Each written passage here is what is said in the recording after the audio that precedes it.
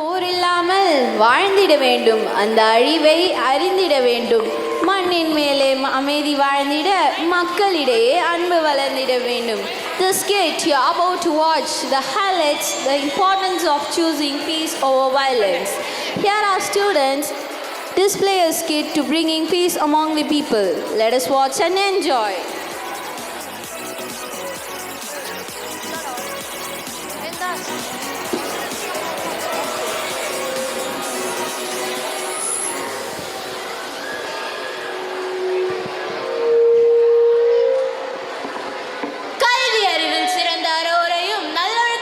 மக்களையும் கொண்டது நம் தமிழ்நாடு. இவர்களை போற்றி பாதுகாக்க வேண்டியது மன்னர்களின் கடமையாக கருதப்பட்டது. அறிவு சிறந்த புலவர்கள் மன்னர்களுக்கு தேவையான அறிவுரைகளை வழங்கி நாட்டை பாதுகாக்க உதவினர். அவ்வாறு 2 நாடுகளுக்கு இடையே நடைபெற இருந்த போரை ஔவையார் தடுத்த நிகழ்வை நாடகமாக நடிக்க வருகின்றனர் எம் தோழர் மற்றும் தோழிகள். காட்சி 1. இடம் அதியமான் அரண்மனை. நாடக மாந்தர்கள் அதியமான், ஔவையார், அமைச்சர். ராஜாதிராஜ ராஜ கம்பீர ராஜ குலத்திலக தகடூர் வேந்தன் அதியமான் வருகிறார் வருகிறார் வருகிறார்.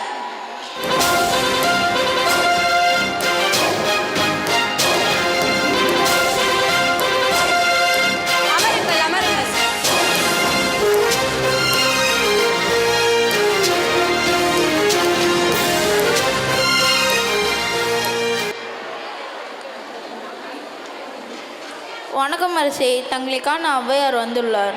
வர சொல்லுங்கள். அப்படியே ஆகட்டும்.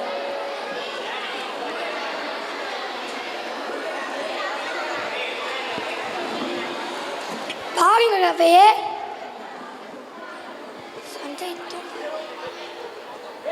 நாட்டு மக்களையே நாளெல்லாம் நினைத்து நல்லாட்சி செய்யும் அதியமான் நெடுமானஞ்சியே வணக்கம்.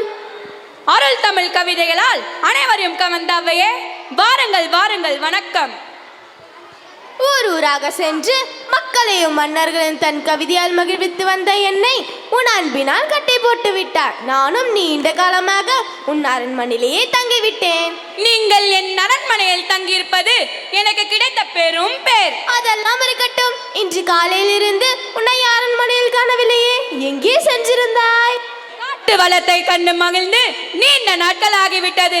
அதனால்தான் இன்று நம் அமைச்சர்களோடும் வீரர்கள் சிலரோடும் காட்டிற்கு சென்றிருந்தேன். அங்கு இந்த கனியை பறித்தேன். இதை சாப்பிட்டு பார்த்து சுவை எப்படி இருக்கிறது என்று சொல்லுங்கள் தாயே. நீ தரும் கனி என்றால் சுவையாகத்தான் இருக்கும். பல கடல்களுக்கு அப்பால் எங்கோ தொலைவில் இருக்கும் ஒரு நாட்டிலிருந்து இந்த தமிழ்நாட்டிற்கு கருமை கொண்டு வந்தவர்கள் உமது முன்னோர்கள் தானே. இனிப்புக்கும் உங்கள் குலத்திற்கும் தொடர்பு உண்டல்லவா? அதனால் நீ கொடுக்கும் கனியும் இனிக்கத்தானே செய்யும். அந்த கருமை விட இனிக்கிறது தாங்கள் பேச்சு. சரி, இதோ இந்த கனியை சுவைத்து பாருங்கள்.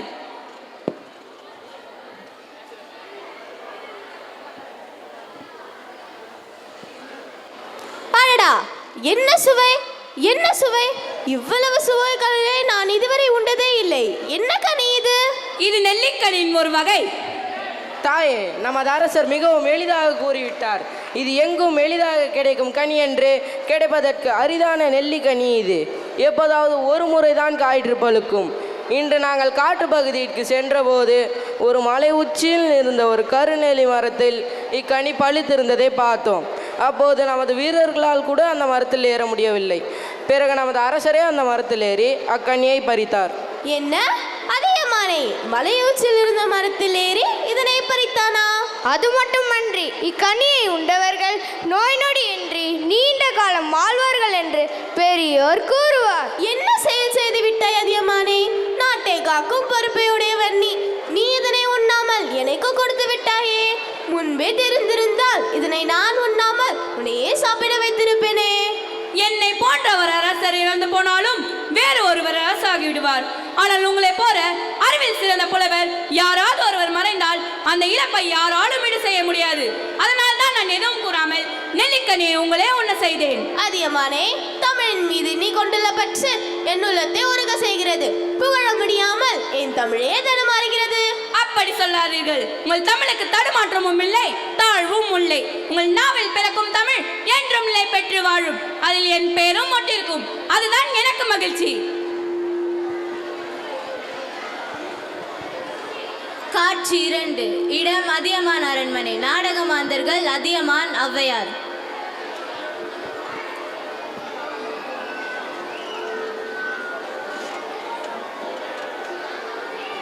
மக்களின் முகங்களில் கூட கவலையின் நிழல் படியக்கூடாது என்று கருதும் அதியமானே, இன்று உன் முகத்தில் கவலையின் நிழல் பழிந்திருப்பதன் காரணம் என்னவோ?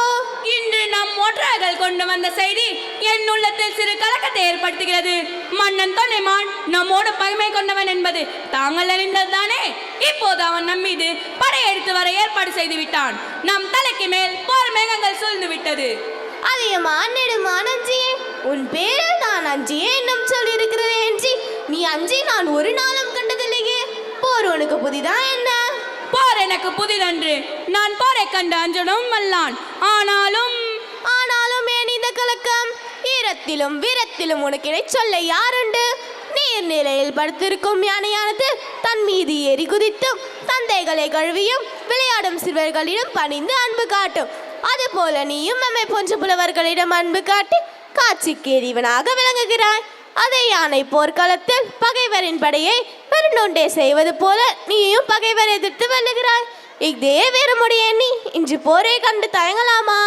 தமிழிருந்த அன்னையே, நான் எத்தனையோ போர்களை கண்டவன், பகைவனை வென்றவன் என்பது தாங்களுக்கு தெரியாதன்று.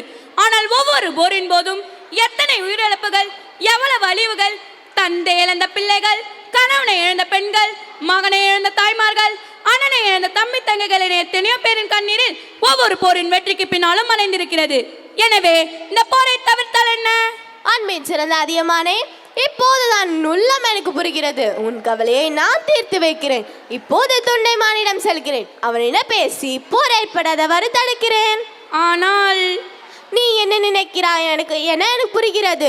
உன் தன்மானத்துக்கும் வீரனுக்கும் சிறிது கூட இழுக்கு ஏற்படாமல் நான் நடந்து கொள்வேன். நான் சென்று வருகிறேன்.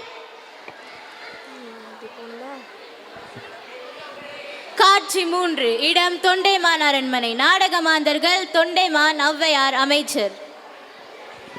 ராஜாதிராஜ ராஜ கம்பீர ராஜ குலத்திலக தொண்டைமான் வருகிறார் வருகிறார் வருகிறார்.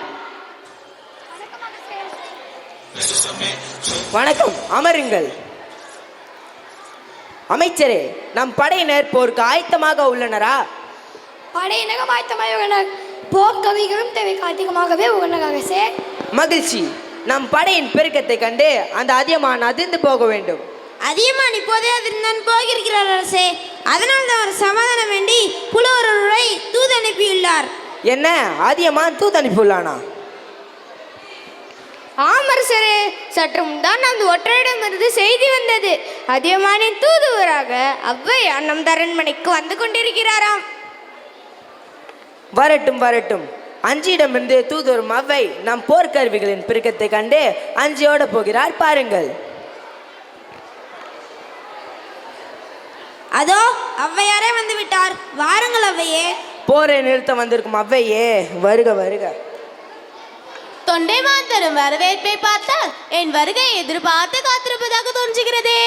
என் பகைவன் நாட்டிலிருந்து வந்தாலும் தாங்கள் தமிழ் புலவர் அல்லவா? தங்கள் வருகை எனக்கு மகிழ்ச்சி அளிக்கிறது. நீயும் தமிழன் மீது அன்புடையவன் என்று அறியும் போது நானும் மகிழ்ச்சி அடைகிறேன். அந்த மகிழ்ச்சியுடன் எனது படைக்கல கொட்டிலை பார்த்து வரலாம், வாருங்களேன். படைக்கருவிகளை பார்த்து நான் என்ன செய்ய போகிறேன்? எத்தனை பெரிய படை வலிமையுடைய அரசரோடு உங்கள் அதியமான் மோத போகிறார் என்று நீங்கள் அறிய வேண்டாமா? அதையும் நான் பார்ப்போம், வா. காட்சி 4. இடம் தொண்டைமான் படைக்கலக்கொட்டில். நாடக மாந்தர்கள் தொண்டைமான், ஔவையார்.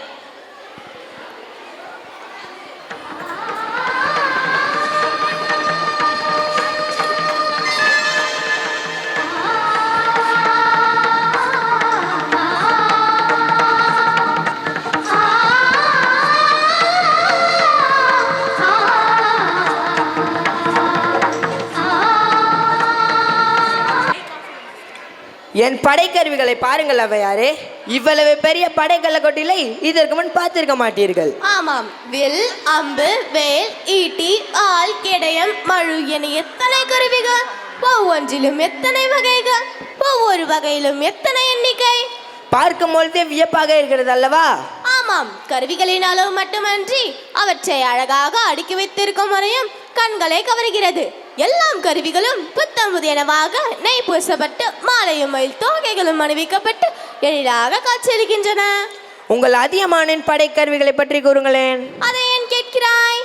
அவை இவ்வளவு அழகாக இல்லை. அதியமான் அடிக்கடி போர் புரிந்து கொண்டே இருப்பதால் அவனது படைக்கருவிகள் எல்லாம் பகைவரின் உடலை துளைத்த குருதிகரைகளுடன் நுனி உடைந்தும் கூறுமழுகியும் கொல்லனை நூலைகளத்தில் கிடக்கின்றன. தொண்டைமானே, என் உன்முகம் மாறிவிட்டது. உங்கள் சொற்கள் என்னை குழப்பிவிட்டன. என்ன குழப்பம்? என் படைக்கருவிகளின் அளவையும் அழகையும் பாராட்டி கூறினீர்கள். அதை கேட்ட என் உள்ளம் மகிழ்ச்சி அடைந்தது. உண்மைதான், உமது படைக்கருவிகள் எல்லாம் புது மெருகு குறையாமல் அப்படியே இருக்கின்றன. அடுத்ததாக நீங்கள் கூறிய செய்திதான் என்னை சிந்திக்க வைத்தது. அதியமானின் படைக்கருவிகள் போரில் பயன்படுத்தப்பட்டு வளைந்தும் நெளிந்தும் கிடைக்கிறது என்று கூறினீர்களே, அதுதான் எனக்கு உண்மையை புரிய வைத்தது. என்ன உண்மையை புரிந்து கொண்டாய்? என்னிடம் கருவிகள் தான் மிகுதியாக உள்ளன. நான் இதுவரை போர்க்களத்தை கண்டதில்லை. ஆனால் அதியமான் பல போர்க்களை நடத்தி வெற்றி கண்டவன்.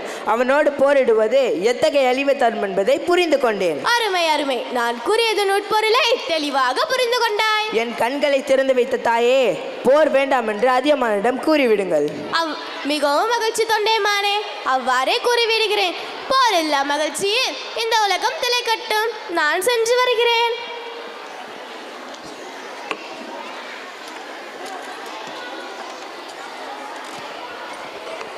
இப்போது நம் உலகில் பல நாடுகளுக்கு இடையே போர்கள் நடைபெற்று வருகின்றன. இதனால் பல உயிரிழப்புகள் மற்றும் போர் சேதமும் ஏற்பட்டுள்ளன. ஒன்றுபட்டால் உண்டு வாழ்வு என்பதற்கு இணங்க நம் அனைவரும் ஒரே இன மக்கள் என்ற சகோதரத்துடன் ஒற்றுமையுடன் வாழ்வோம். சில நேரங்களில் நம்மிடையே போர் ஏற்படும் சூழல் ஏற்பட்டால் நம் கையில் ஆயுதத்தை எடுக்காமல் அவ்வை சொன்ன அறிவுரையின்படி அறிவு என்னும் ஆயுதத்தை பயன்படுத்தி சமூகத்தில் மக்களுக்கிடையே சமாதானத்தை உருவாக்குவோம் என்று கூறி விடைபெறுகிறேன். நன்றி, வணக்கம்.